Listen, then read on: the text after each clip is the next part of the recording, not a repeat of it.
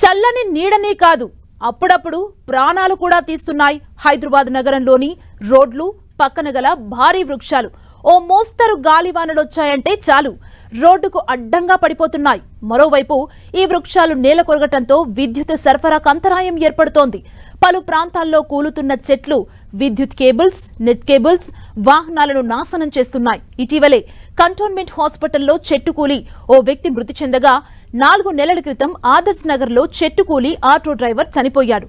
గ్రేటర్లో వర్షం పడిందంటే చాలు రోడ్లు దెబ్బతినటంతో పాటు ఎక్కడికక్కడ చెట్లు నేలకొరుగుతున్నాయి ఓ మోస్తరు గాలి వచ్చినా పదుల సంఖ్యలో వృక్షాలు పడిపోతున్నాయి గడిచిన కొన్నాళ్లుగా ఇవే జరుగుతోందిగా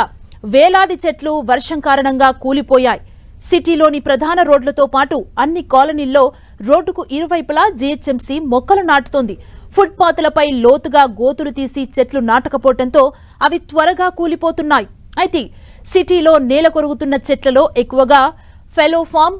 గిల్మోహర్ వంటి వృక్షాలుంటున్నాయి వీటి వేర్లు ఎక్కువగా భూగర్భంలోకి వెళ్లకపోవడమే కారణమని తెలుస్తోంది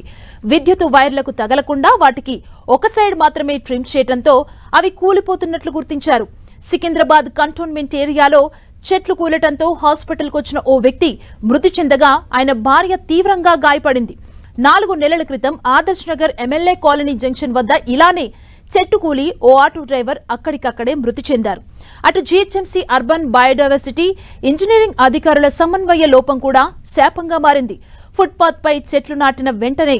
ఏమాత్రం గ్యాప్ లేకుండా కాంక్రీట్ తో ఫ్లోరింగ్ ఏర్పాటు చేస్తున్నారు దీంతో సరిగా నీరందక చెట్టు కాడ సన్నబడి కొద్దిపాటి గాలికే నేలకూలుతున్నాయి ఇలా చెట్లు కూలటంతో విద్యుత్ తీగలు నెట్ కేబుల్స్ వాహనాలు కూడా డ్యామేజ్ అవుతున్నాయి అధికారులు ఇప్పటికైనా రోడ్ సైడ్ ఉన్న చెట్లతో పాటు నిత్యం రద్దీగా ఉండే హాస్పిటల్స్ కార్యాలయాలు పబ్లిక్ ప్లేసుల్లో ప్రమాదకరంగా ఉన్న చెట్లను తొలగించాలని డిమాండ్ చేస్తున్నారు